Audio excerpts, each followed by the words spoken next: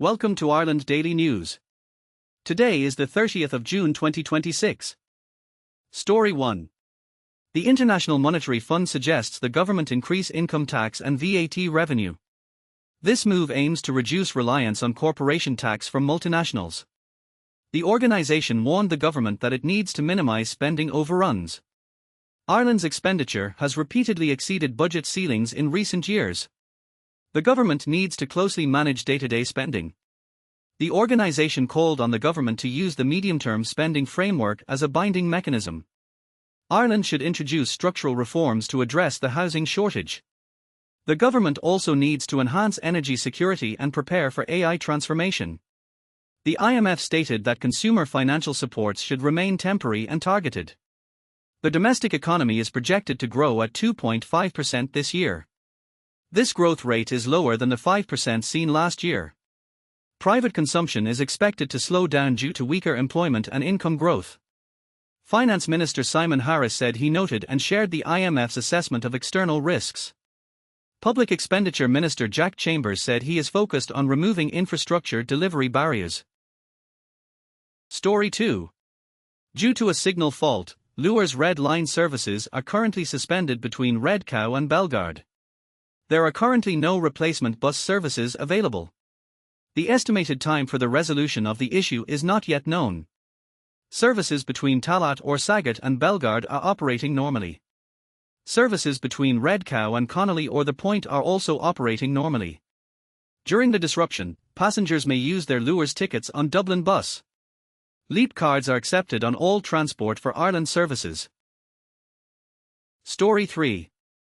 Health Minister Jennifer Carroll MacNeill requires consultants to align their work patterns with contracts by the end of July. Currently, only 12% of public-only consultants include Saturdays in their work practice plans. Less than 40% of consultants have extended hours included in their work plans. The minister has directed regional clinical directors to remedy this within 4 weeks. She stated that a series of tools are available to escalate the matter if the deadline is not met. Chief Clinical Officer of the HSE, Dr. Colm Henry, has expressed support for this enforcement.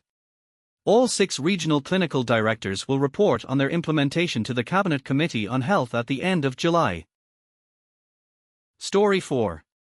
The Central Statistics Office's latest survey shows that over 60% of people do not believe the government will ensure fair and unbiased AI use.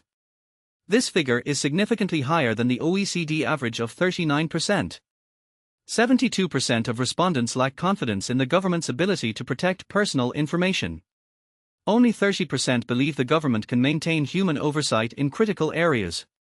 The survey shows 81.7% of young people understand AI well, compared to 37.8% of those aged 50 and older. Trust in the national government fell to 43.8% from 46.6% in 2023.